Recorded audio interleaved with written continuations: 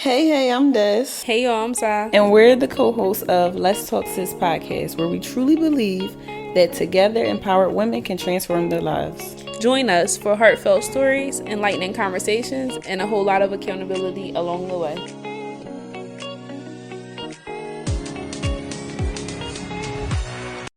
Alrighty. Episode 2. Mm-hmm. You excited? I'm tired. Yeah. Yeah. What we going on? 8 hours, right? Yep. Okay. 8 hours in and no footage. Yeah. That's insane. It is. It's crazy. Yo, Destiny keep deleting the clips. Oh, baby. First of all, 2 nights ago, you deleted the video. So you clearly seen how it's easy to delete. Okay. I guess I'm supposed to have a level of understanding. Yeah, since you experienced it, that's how life works. Okay. Yeah. Nevertheless, we're here with episode 2. Mm-hmm. Tired, yes, but we're showing up. Mm-hmm. Because it has to get done. Because we committed to it. And we're here. So what are we discussing today? What are we chatting about? Was it, you want to chat about dating, relationships? Let's talk about daddy issues. Daddy issues. And dating, and how does that affect your dating life currently? Okay. Mm-hmm. What's your dating life like? If you could explain it in one word, what would it be? That's a good question. If I can currently explain my dating life in one word,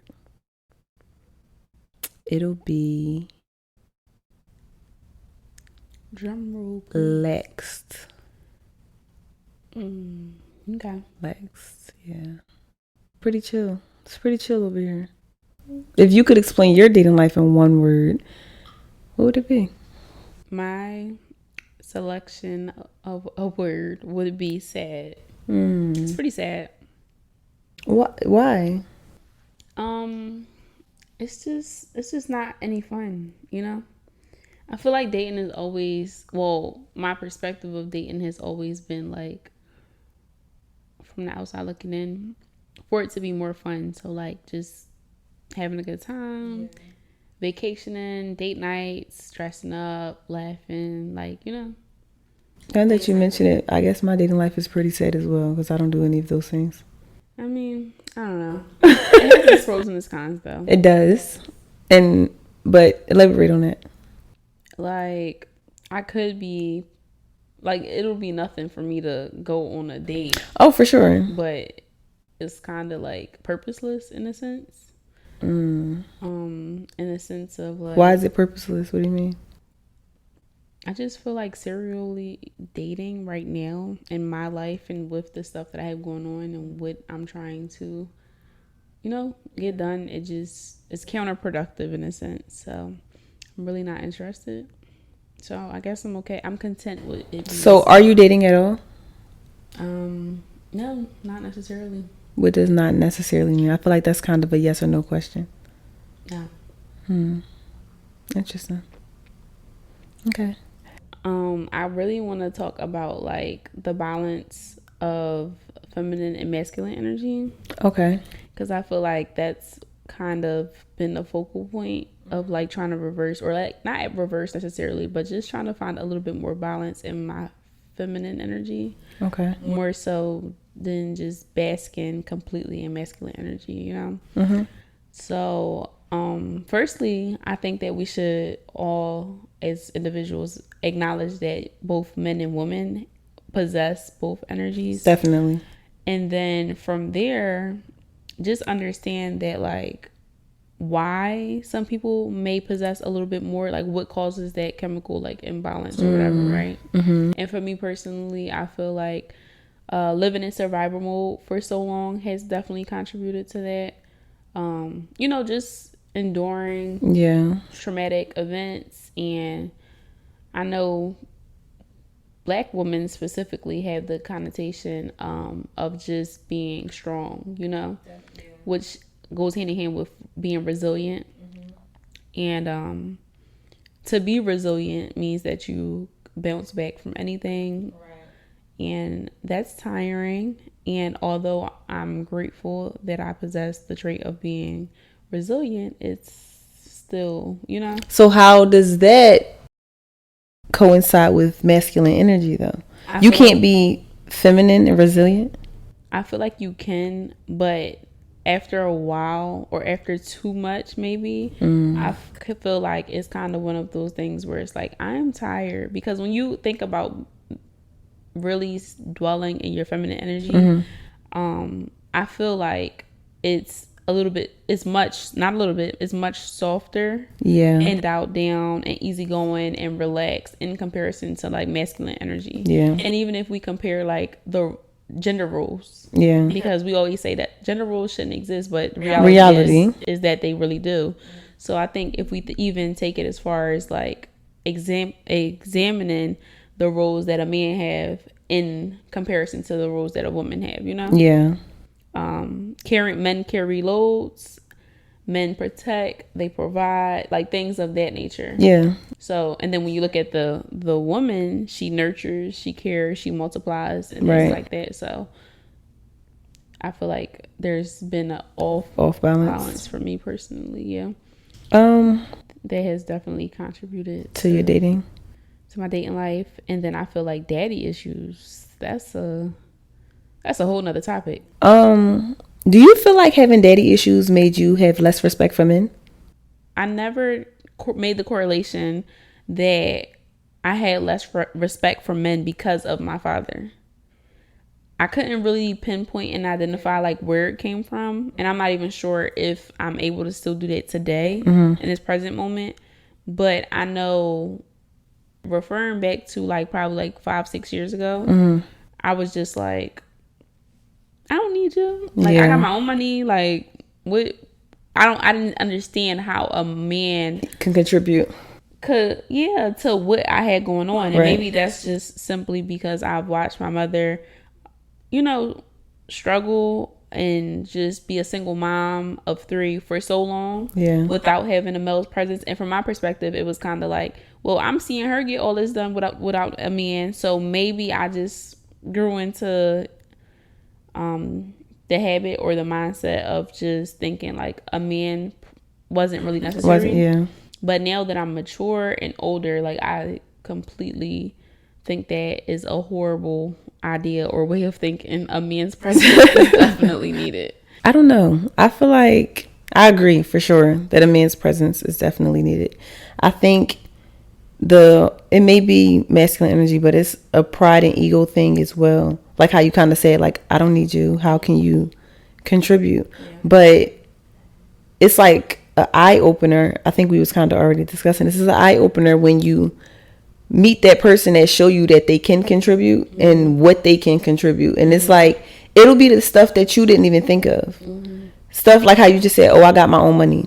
Men contribute, obviously they contribute money, but it's so much more that a man can do that you really just can't do. A man could add these values to you and add these things to you that you didn't even know you needed until you meet that right person that does it. Then it's like, No, I definitely agree. Maybe I was missing this. Because I've definitely been in a position similar to that.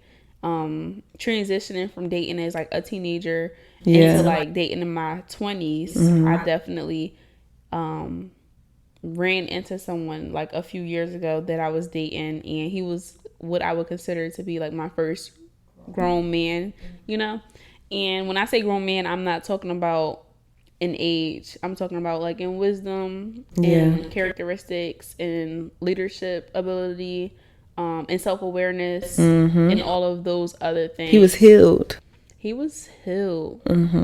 Wow. He was healed. So he was aware. Okay. He wasn't necessarily healed at that time, in comparison to like looking back 5-6 years later now and looking like, okay, he's healed now. I think he was aware, and at that time he was like embarking on his journey, but he didn't bleed on me, if that makes sense. Like his whatever he had gone through, it didn't make me feel like any less of a person, or I had to carry, because he was a man. He was a man. Yes. Shout out to him. He was a man. That's what it is. It's like I like that you said like he didn't bleed on me, and that be the problem. I feel like in a lot of, well, I wouldn't say problem, but that's like I guess it's like downfall kind of, or the bad part about it is like we can grow together. I'm going through what I'm going through, you going through what you're going through, which is typically just life. But don't bleed on me. We can help each other grow, but don't make me feel like I'm going through the struggle, the valley, and the trenches just to become a better one. I feel like you're going to grow with your partner regardless. Even if you meet somebody that's healed and you're healed, it's still further to go, right? You still can grow more. Y'all still can learn more. So you're going to grow with your partner together. So even if you meet this partner and neither of you are healed, and or whatever it is, like y'all still going through that journey, that process, y'all can go through this process together while building each other up, opposed to a lot of relationships, we're going through a process, but I'm making you feel like shit while I'm going through my process and you're going through the same thing. Yeah, I think, okay, so I think my perspective is that people really just don't know how to handle their stuff. Yeah. And I don't think that people like bleed on people intentionally. I think that it's more so like this healing process is unfamiliar to me. So I don't really know how to carry you while I'm going through to getting through, if that makes sense. But I can say, like, referring back to the situation that I was talking about, the relationship or whatever, when he was going through his process, I was simultaneously going through my own process, right? Okay. And I feel like he was trying his best to be present for me in the midst of that, while going through his own thing. Yeah. But I think I was much younger. I had a whole different mindset. I was so combative. I was all of these things, right? So I required so much patience and understanding and grace. And there was an age gap. So somebody who's like grown and mature and this and the third, I feel like looking back at the girl that I was then, I was really immature in the way that I handled things. So I feel like it's kind of one of those things where you just keep sticking it out with your partner until enough is enough. And that's understandable, you know? Yeah. How do you feel about the whole thing? Because what we talking about kind of goes hand in hand with the, like, they say like you can't love nobody else till you love yourself. I agree with that 1,000%. I've just kind of gotten to this realization not too long ago. But I feel like, don't come to me if you're not healed. Get your life together. Okay, when you say healed, like, what do you mean? Have your life together. Okay. Be ready to work side by side and pour into and receive and all of this from a partner. I don't know. See, I'm not in like a long-term relationship, and I haven't been in like my adult years, so I don't really want to speak from ignorance because I can't speak from experience. I only can make a hypothetical, and I will say, I mean, I feel like this is my perspective. I feel like a relationship is two people that have two individual journeys that are growing together. That are growing together. But I think sometimes when we say we're growing together or growing with our partner, we think that like we're going to grow in the same direction. No, so that's not at all what I meant. I mean, know who you are and what you want. Okay. Before you mend yourself with this other person. I probably didn't word it right. Okay. That's what I mean. I mean, when I say come put together, come with your life together, I mean as far as you and yourself. I want you to already, well, not completely, because like I said, life is a everlasting growth journey. We're always growing. We're always becoming better. But you need to, and this is my personal opinion, I feel like especially as a man, I need you to have your identity and yourself together. I need you to know what you want and know who you are, because like we said, a man is supposed to lead. I can't expect you to lead me and you can't even properly lead yourself. Right. I think that's fair for sure. But on the flip side, I also believe that people were put into your life for a season or a reason, right? I agree. So I feel like sometimes certain parts of us are unlocked when we are coexisting with other people. So For you sure. would never be able to, I would have probably either never been able to unlock my own personal development journey, or it would have took me a little bit longer had I never crossed paths with that person. the person that I crossed paths with. I can definitely say that, because that was like the peak. That was an eye-opening moment for me to be like, okay, let me turn this around and let me reassess and change my direction. And I agree with that as well. Like how you just said, you experience certain people and certain things for certain reasons, because even back to the masculine and feminine energy, it's like a lot of stuff that you thought was normal, like I don't need this man, or I don't need no man, and stuff like that. A lot of stuff you thought was normal until you experience, like I said, certain people or certain things. That's like, all right, so I probably fumbled the bag with you, but I know. Wait, can we now I know how to move forward. No, can we seriously talk about how humbling it is as a woman to know that you fumbled? Bruh. Mm-hmm. Like, it's like two of my exes from like when I was probably like, I don't know, in my teens, like late teens. I need to say sorry. So if you're listening to this, I apologize, because it was just like, I had one boyfriend who was just sweetest guy ever. He was just like head over heels. He was just like the perfect man. Looking back, and I'm about to say, and it's so crazy because you don't realize that until you look back. And I literally left him because I just felt like I wasn't being stimulated. Like it was just not what I was used to, and I was used to unhealthy, toxic, the fighting, the arguing, and there was none of that. So I'm like, this shit is boring. Like, we need some excitement. Like, that's a damn shame. I know. I know. Well, it's good that you can acknowledge it now. Yeah. You're aware. Yeah. Sometimes I think about it for a little too long and I feel like a terrible person. Yeah. So I try to like right my wrongs moving forward. That's what I mean. Like I've had experience. I remember a few years ago, I was dating somebody, and I wouldn't say I'm used to or love like the whole toxic thing. I don't know what it is that I love or I'm used to at this point, but the super, super nice guy didn't work for me. Like, it's like you're a pushover. You're too nice. You're too lenient. Mm-hmm. But thinking back, that's probably was my husband. Like, that's really crazy. Like, that's really crazy. And it's like, I've came to that realization, and I know that. And I say to myself moving forward all the time, like, when I run into somebody like that, gotta have it together. Right. And let them do what they're doing as a man, or as, because, the girls don't take accountability. We be fumbling for sure. Yeah. It's so crazy because I follow my ex on Instagram, right? And he in a relationship. He's been in a relationship for the past few years. And, like, I be so happy for him. Because it's like, I'm happy you found somebody who like compliments what you put into the world. Like, that's maturity though. Yeah, I think because that's mature for you though. Because no, for real. Because the guy I'm talking about that I said I fumbled, the super nice guy, he's in a relationship now, and I had to unfollow him. I don't want to see that. That's good for you. Like, I'm cool. I'm cool. I don't want to see that. I'm crying. That is insane. Like, I fumbled, and I fumbled, and I know I fumbled, and you want to throw it in my face that I fumbled? Cool. No, I'm good. That's funny. But transitioning back to the whole daddy issues, what was like your home like growing up? So my household was together until the age of probably like 6 or 5 or something like that. Like, my mom and dad was married, traditional household, like whatever.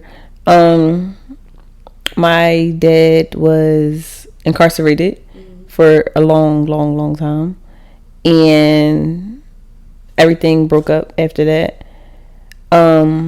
including like our relationship. So our relationship is like, I'm gonna say shaky, because I don't know, it's like, but he wasn't there basically for like a long time.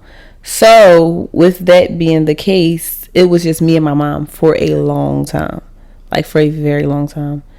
And A part of that, like you said, watching your mom just be superwoman, do everything on her own by herself, not needing nobody, not, you know. So that attitude probably for sure came from that.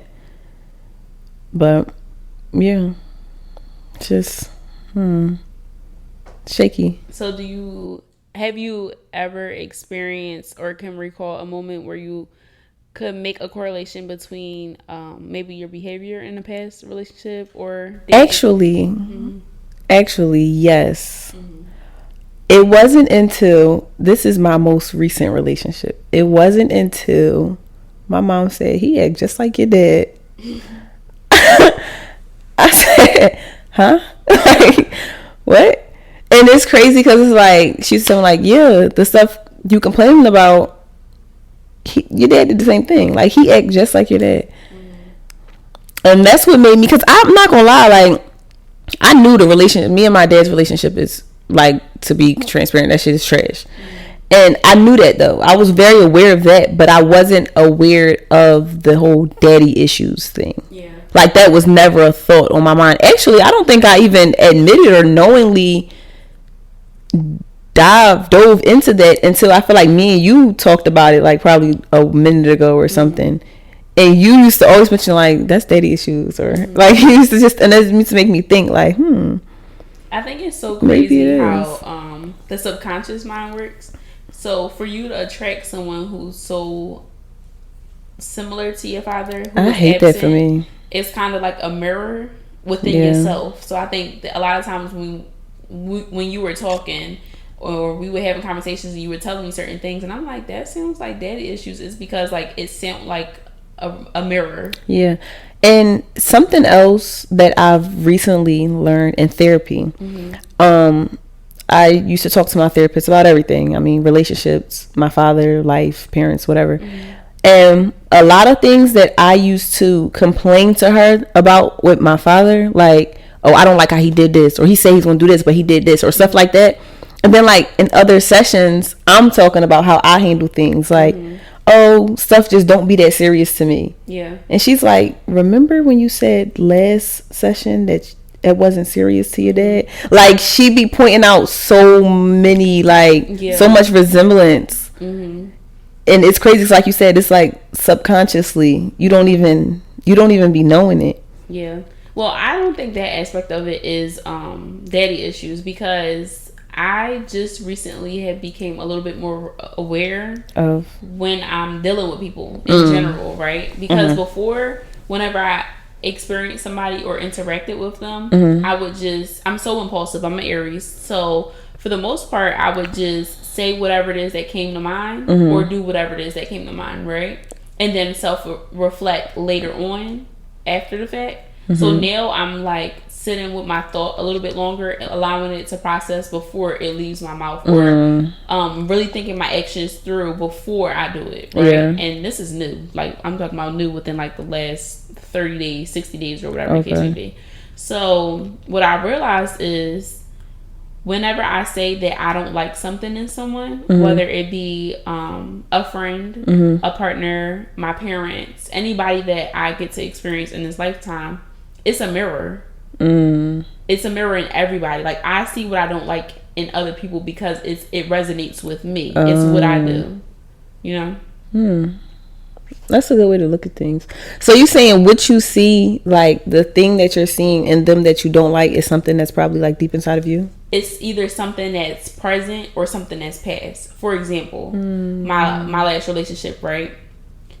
He reminded me so much of me when I dealt with my first grown man, if that makes sense. So I had a certain level of understanding and grace and patience for him, because what I didn't like about him was who I used to be. You get what I'm saying? So it resonated with me in the aspect of like, okay, I can identify with this, or this is familiar. Yeah. So I get it, but it's also not excusable. Yeah. In a sense. So that's crazy that you mentioned that.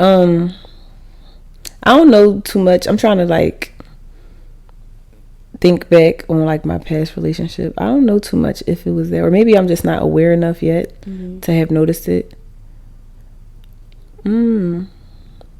I don't know. I know it do be little things here and there. It's like oh, I used to do that. I got past that, but for the most part, my problem, I think, I actually know in my relationships is that I assume people supposed to just know what I'm thinking on my brain. Yeah, that's insane. That's delusion. I said it in the first episode that I was 97% delusional. So I think it's time for you to admit. Like I just be, cause it's like a lot of things. Like I'll be upset or pissed or something. And it's like, but it was supposed to be like this. And they like, you ain't tell me that. Like, how was I supposed to know that? Mm-hmm. And it's like, because like I feel like, but it's not really delusion, because I feel like when you're dating somebody. When you dating somebody and they're dating you, y'all learning each other, right? Essentially, yeah. You learning them, their dislikes, their likes, their wants, their needs. I agree. And they should be doing the same for you, correct? Mm-hmm. So why you don't know me?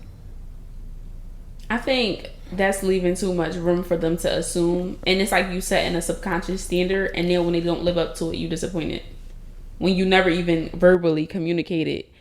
And then I feel like in return, you wouldn't even have ended up as upset or disappointed in those situations, whatever situations you're referring to, had you simply said, I like it done this way, or this is what I like. Now, if you said that and it was done a different way, mm-hmm. or if it wasn't done at all, that's completely understandable for why you were disappointed. So you ever heard the saying when they say like, don't tell somebody how to date you or something like that? Like, don't tell somebody... I mean, I heard it's don't show somebody how to date you, something along the lines. Something like that, yeah. I've heard that, but I don't agree with it. Okay. I feel like a woman shouldn't teach a man how to be a man, but correct. You definitely should show your partner or tell your partner how to date you, guide your partner on how to date you, because it's not one size fit all. Yeah, how very you true. was fucking that girl, that's not gonna work for me. Right. Okay, I agree with that. Yeah, you know what I'm saying. But yeah. I shouldn't have to show you how to fuck. Like, you know, basically, like, yeah. So it's like I get where they were going with this thing, yeah. But I don't necessarily. I just don't think it's as black and white as it seems. Mm-hmm. Okay. I don't know. This dating and this shit is hard. Like, life is just, this shit is hard. I feel like dating is definitely a little ghetto at the moment. Oh, it's a little. It is ghetto. Yeah. Very much ghetto. Yeah, it is pretty ghetto. I feel like, okay, so how do you, like, what's your type like? Like, do you feel like it has changed and grown as for sure. You have changed and grown? For sure. Okay. My type has changed over time. Like, as I grew, mm-hmm. my type has, like, evolved with me. Mm-hmm. I'd like to say. So. I think I could definitely agree with that. Mm-hmm. But I can say, relating to my previous situation, mm-hmm. It's kind of one of those things where it's like, you know better, so do better. Mm-hmm. Because I feel like I went with what I was familiar with, yeah, or what was comfortable, instead of just being mature and aware and identifying, like, okay, there's patterns here. It's time for you to just take a different approach, mm-hmm. and maybe try a different type of guy. Yeah. So maybe it's time for me to go back to, like, the nice guy. Mm-hmm. You know. Yeah. The respectful ones, the ones that are just like. They be the husbands. Exactly. Yeah. So I don't know. I feel like for me, although I know that I need to change my type, I kind of. So my question on that is, because I kind of, like, I can agree with that. Like, you know, you got to change your type and stuff. And I personally, I feel like I've tried. Like, I've dated, like, the nice guy. I've dated the ideal man. Mm-hmm. But I don't be interested. Yeah. I'm not going to say I'm not interested in nice guys.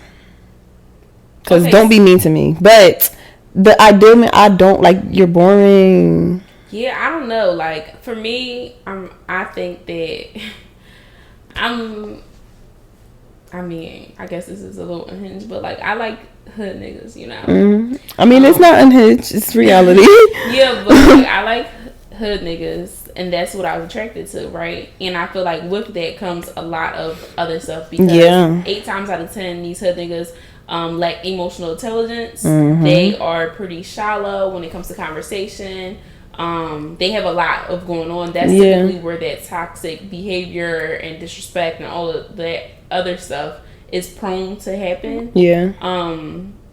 But for me, I think that I really just want a good guy that has edge. So the balance between the two is like very important to me. I agree, but so are you saying it's impossible for a hood nigga to be a husband? Absolutely not. Absolutely not. Because you said that's what comes that. Okay. So it's so majority. So majority of the times you got to think about their environment. Environmental and a social factor that comes with these type of guys. Right? 9 times out of 10, they're in survival mode. They are in poverty-stricken environments, which means that the crime rate is extremely high. Violence is literally as soon as they open their doors, 9 times out of 10. And regardless if that's not where they lay their head or they relocate somewhere else, that's what they know. Yeah, they work predominantly where the drugs and the crime and all that other stuff is happening. So with that comes, I feel like anybody that's healed with the same mind wouldn't even be in that environment. Yeah. So for me, I'm really just, heading towards a healed or retired. Retired. You can get you a good retired one. Yeah. Like one that been there, done that. They know something because they've been around the block, but they know enough to say, I did that and I'm here now. Yeah. And it's crazy because saying this out loud, I think it's really just the street wits that I'm attracted to. Yeah. Because being like, book smart and intellectual and stuff like that is important to me. Yeah. But having that edge, I think that comes from like the wittiness of just being in the streets. For sure. And that's stuff that they can only get in the streets. Yeah. So with you saying you want that healed person, the person that knows better and stuff like that, are you healed? Like, are you ready to meet that person? Okay.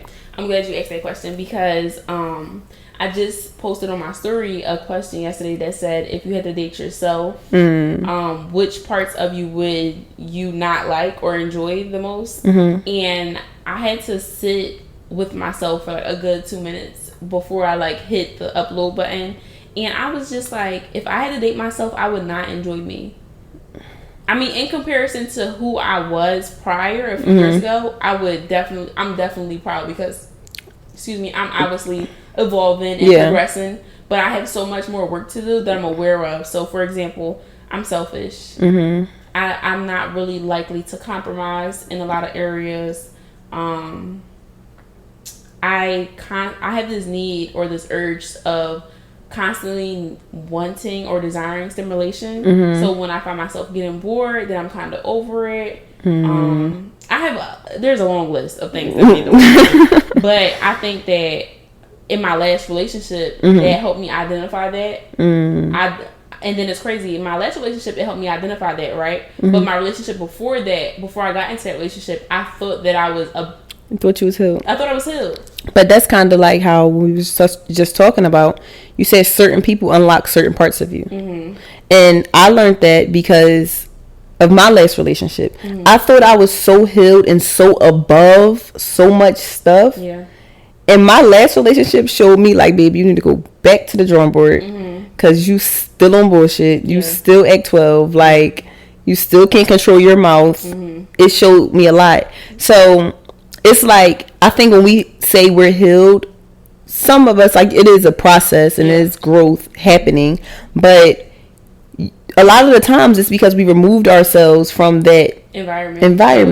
Exactly. So then when you place back in a circumstance or an environment, you going through the same thing. Yeah. I think that healing isn't linear, right? Yeah. So I don't think I'll ever be a healed person completely, like 100%, especially dealing with the world that we live in today. But I do think that I will be healed from some of the traumatic events that I've experienced and have gone through. Yeah.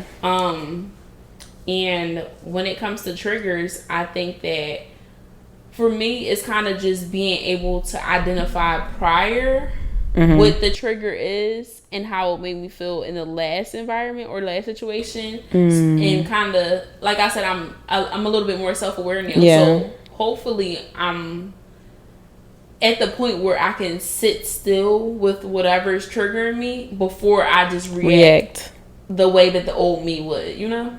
And what made you get to this point? Did you experience something that you sat still instead of reacted? What was that? Like you saying now you feel like you're to a point where you could at least sit still first before you react. Have you been tested on that? Have you endured something and you sat still instead of reacted? Yeah, I have. Yeah. Okay. Because I'm short-tempered too. Okay. So I feel like, I don't want to say it takes a lot to get me riled up, but here's the thing. I'm more self-aware, so I'm able to sit with things longer in comparison to how I used to. But also, I'm finding out that I'm being quiet.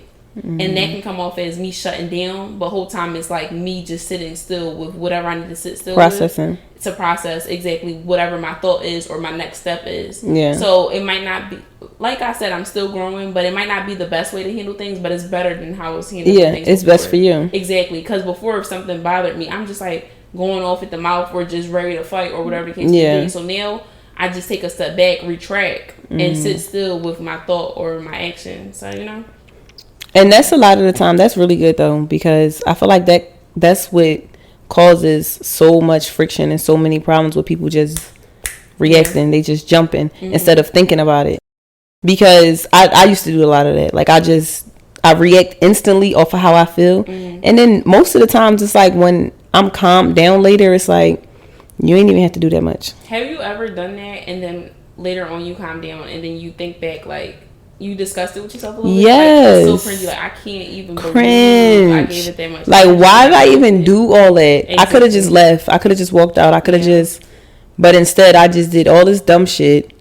And now this person, and this is just my brain, this person got one up on me for real because they just took me out of my element completely. Yeah. And you know when somebody is able to tick you off that bad, they have the control. Yeah. You feel like you going crazy and like, cause in my head it's like, all right, when I go crazy, it's not really much that's going on in my head, but it's like I think I got the ball. Like I'm cursing you out, I'm fighting you, disrespectful, whatever it is that I'm doing. But it's like the reality is that calm person really got the ball. Like they really controlling it. And they're looking at you like a fucking fool. Yeah.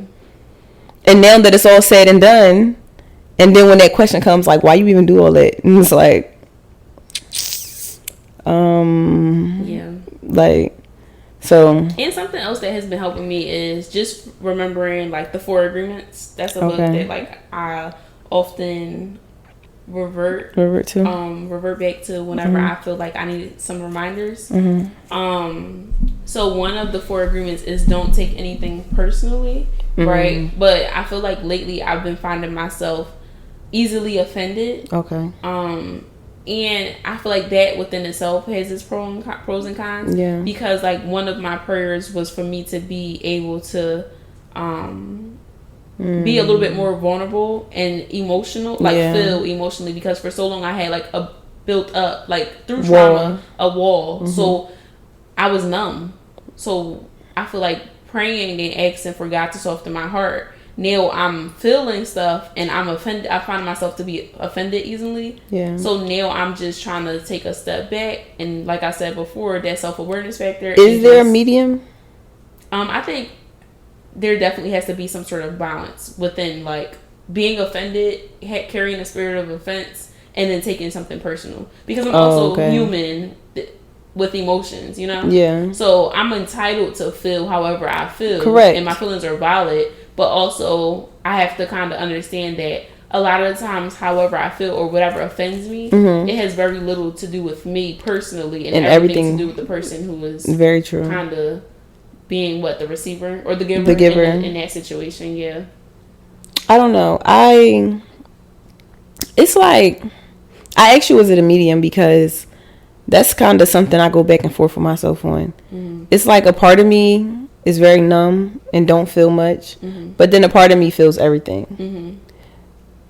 It's like I don't know. It's like I think it's a defense mechanism. Say, it seems like a defense. Yeah, I think it's a defense mechanism. It's like instantly I shut myself down internally to like if something that would typically offend me or hurt my feelings something, I instantly like I don't know what happens in my body, but it's instantly like blocked. Like whereas though I shut down and I won't even hear it or acknowledge it or let it bother me. But when I say it's another part of me that feels everything, it's like because it's like my brain is like a tape recorder. It's like when it's happening, it's like I control myself to shut down and not receive it. But then like days later, it's replaying in my brain exactly how it happened, and now I'm offended or sad or hurt or bothered days after the situation has already occurred. Yeah. I think that comes with overthinking though. For sure. That's definitely overthinking. But what I'm saying is, it's like, because I feel like the typical person or your regular thinking person, if it is something, like how am I able to block it out in the moment? I feel like it's a conscious mind and a subconscious mind. So it seems like what you're trying to do is like trick your subconscious mind into believing that it doesn't care about whatever it is, but you can't. So the only layer that you're able to get through to for it to not care is your conscious mind, which is that present moment in that situation. Your subconscious mind is kind of what holds the storage and like allows you to play it back in a sense. Yeah. Similar to like your memory, I guess. Yeah. So it's like in this moment, in the present moment, my conscious mind thinks that it doesn't care. Whole time it allowed that information to bypass to the subconscious. So now when you let that wall down and you feeling a little bit more relaxed, it's kind of like when your subconscious is like, hey, remember this happened? This little piece of literally information or whatever the case may be. So it's just a mind game that you're trying to play with yourself, it sounds like. And you're because I really I don't think so, because I really be convincing myself that I don't be giving a fuck, and a lot of times I really don't be. But like I said, later down the line, stuff be replaying in my head like, wait a second, when they said that, at the moment, like I feel like in the moment it's like kind of convincing myself that I don't care, but at the same time it be also like, because I be trying to empathize with people. I be trying to understand where everybody is coming from and feel what everybody is feeling. So in the moment it be a lot of like, why they doing this, or what are they thinking that's causing them to do this, opposed to how I feel receiving it. So I spend that moment trying to think for that person and trying to understand why it is that they're doing whatever it is they're doing. Would you consider that to be like, do you find yourself making excuses for people's actions? No. No, I don't. Like I said, I try to understand. Sometimes I just never do. And I'm okay with that, because I know I'm who I am. I think the way I think. I was raised the way I raised. So everybody is not going to resonate with me or vice versa. So no, I don't feel like I give excuses, but I do also know that we are all human and we all have, because I don't do everything right on my behalf. Right. I know it's a lot of stuff that I do or probably say and have people question like, what's wrong with her? Like, why she do that? Or why she, you know what I'm saying? So I just try to give people that grace though and understanding. So I feel like I said, them present moments, I spend my time in the present moments trying to understand, opposed to really being a sponge and receiving and feeling. And it doesn't be until later when my overthinking mind replays the entire situation. And this may happen because I still don't understand why you did what you did. Or maybe I do understand it, and even with me understanding, sometimes it's like I got some people in my brain. It's like I understand it, but still I feel this way. Like I understand this wasn't their intention, but it still made me feel this way. Yeah, I just recently went through a situation like that, and I literally just removed myself from the situation, right? And this happened at work with a manager, because I was offended by something that they said. And I let the weekend go past or whatever, and then I came back and I noticed that when I returned and they were talking to me, it bothered me internally. Like it made my insides feel like a little unsettled. So I was like, okay, I can't, this is for me, like I'm the one that feels this. This person probably doesn't even feel this. So I was like, hey, can we have a conversation? I want to revisit last week. And I revisited, and I was kind of just like, this is how I feel. I was offended when you said this, or whatever the case may be. And just to sum things up, this person experience or of the encounter was completely different than mine. And then I found myself like trying to get them to understand my point of view, because I wasn't looking for an apology from someone who wasn't sorry. I was more so just looking for understanding. Like, do you understand why I feel this way? Offended? Exactly. And then I came to a realization that because our experience was completely different, this person couldn't take their self out of their shoes to jump into mine. So I kind of just realized I'm just talking just to talk, and I need to remove myself from the situation because it's counterproductive. So I think this was my first time like being in a situation that was like, as an adult with two adults, that was just completely like no understanding at all. No understanding. You know what I realized?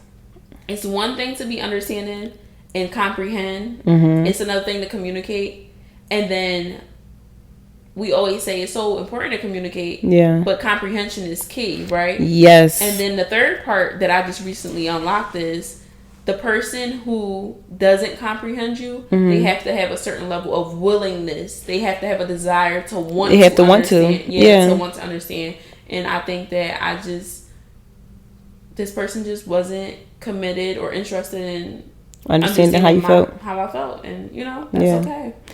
And like you said, sometimes you really gotta, it's like a sad truth, but you really gotta just settle with the fact that that's okay. Yeah. Because like I said, with me trying to always empathize with people and trying to understand why people do the things they do and feel the way they feel, when the shoe is on the other foot, and I may have done something that wasn't probably the correct thing or the right decision, I automatically assume people should do the same thing. I automatically assume that, okay, I understand you think the way you think and you made your choice because of how you wanted to move. But I want you to put yourself in my shoes and know why I did this. But people don't do that. Yeah. And I feel like that's a fault of my own as well. Like I just assume it's like you expecting you out of like I don't understand, like why are you not trying to see where I'm coming from? Yeah. So it's definitely big. That's understandable. I think that also it's kind of unrealistic to place the expectation of you. For sure. I'm aware of that. I'm aware of that. It's like when it happens or when I do it, I'm able to, it's like an in the moment thing. I'm able to think back on to situations because I do a lot of overthinking. And that's how I'm able to let go of a lot of stuff. Like when days or time pass and I'm able to revisit the entire scenario and just settle with the fact that they're not me. They don't know what I know. They haven't experienced what I experienced, and they don't feel the way I feel. Yeah. So, it's like a. Yeah. I feel like recently too, I just have came to the point where I appreciate the ability to agree to disagree amongst whoever it is I'm like conversing with, or even facing it, any type of like hardships or difficulty with. Like before it was kind of like you just don't get it, we don't align type of thing. And I think that perspective plays a huge role in all of our experiences. But just because someone doesn't agree with you on something doesn't necessarily mean that y'all don't align as individuals. You just you're not going to agree on everything. Exactly. But I think there's so much power in being able to agree and say like, okay, I see where you're coming from. You see where I'm coming from, but we just not coming from the same place. But that's where I feel like the fault comes in those type of situations, because a lot of the time they don't see where you're coming from. They're stuck on how they feel. Yeah, and that's what I'm saying. I feel like now because of the situation I just recently went through, I think it made me appreciate the fact that I do have people around me who I can agree to disagree with without it being any animosity, like, you just don't get it and you cut off and, all the other immature stuff. So. I feel like I'm still trying to grow to that maturity rate, because when people don't agree with me, that's fine. People not gonna always agree with me, but when people don't understand why I chose the side I chose or chose the whatever it is that I feel, that's when it becomes an issue for me. Gotcha. I mean, that makes sense. Like, okay, I understand why you saying what you saying. Mm-hmm. Even though I'm not saying the same thing. Like, I understand why you saying the sky blue. That's understandable. But I want you to understand why I think it's green. Yeah. Like, I need you to see where I'm coming from. I need you to see where I'm coming from. Exactly. And that's what I feel. It's a thin line between the two of those. Mm-hmm. Because some people can say, you could just call it, I'm going to agree to disagree. Mm-hmm. You think it's green, I think it's blue. You're dumb as fuck, but whatever, that's your opinion. Mm-hmm. But that's not the same. I don't think that's the same. So if you say the sky is blue, right? Mm-hmm. And I say this, but the sky is green, mm-hmm. and you say no because, like, if I look at it through your lens, it's blue, and then I say no, if you look at it through my lens, it's green, and then we say, you know what, it's blue and green. That's what agreeing to disagreeing is. But saying the sky is blue and then saying no, but it's green and you dumb as shit and you can't see, that's not agreeing to disagreeing. You know what's the perfect example for this? Remember that picture of that dress? Mm-hmm. The blue and black and then the white and gold? Mm-hmm. And how some people seen one thing and other people seen another. Mm-hmm. And it became a whole viral moment. And it caused a lot of friction as well. Mm-hmm. Where it's like those two scenarios you just mentioned came up a lot. It's either that's crazy that you see that because I see this and move on, or it's fuck, is you colorblind? Like, how are you seeing that? And it's this. Exactly. And that's what I mean by people. A lot of people only is able to see things through their own lens. Like, some people are not even able to place themselves in people's shoes. No, 100%. And something else that I think is very important to identify is that people can only see, like, things as far as they have been themselves. Yep. You know? Yeah. So with that being said, it goes back to capacity. For sure. So if you have had more experience in life than this person, and you're trying to, it's kind of like persuading or convincing them to see where you're coming from. The whole time their capacity is different. It's not even large enough. Life hasn't taken them through the same experience. Yeah. So I think it's just a respect thing, you know? Yeah, it's definitely a respect thing. Of the whole, I think it is, for sure. Ordeal, for sure. I don't know. This was a good chat. Yeah, this was a good talk. I really did enjoy this topic. That's good. So, should we wrap up? Yeah, sure. Might as well. Thank you guys for watching our struggle of an episode 2. This was not a struggle. I think the conversation... No, the struggle... I mean, the conversation was amazing. The struggle was off camera, but we got to let them know what's real. Yeah. And what's real is we 10 hours in. Child. That's what's real. But yeah, it was a great episode. I want to thank you all for tuning in again and watching on YouTube if you're watching visuals or listening to the audio. Mm-hmm. If you haven't seen episode 1, please go back and watch. Watch the first episode, please. If you're on YouTube, please comment, like, subscribe, share, mm-hmm. do all of that other good comment stuff. Give us your feedback, your honest feedback. If you're on YouTube, comment. Can they comment on podcast stuff, like on Apple and all that? No, I don't think they can comment on there. But also, y'all can follow all of our social media handles at dearsister.talks. If y'all DM us or comment under our post or whatever the case may be, share some topics that y'all would want to hear about.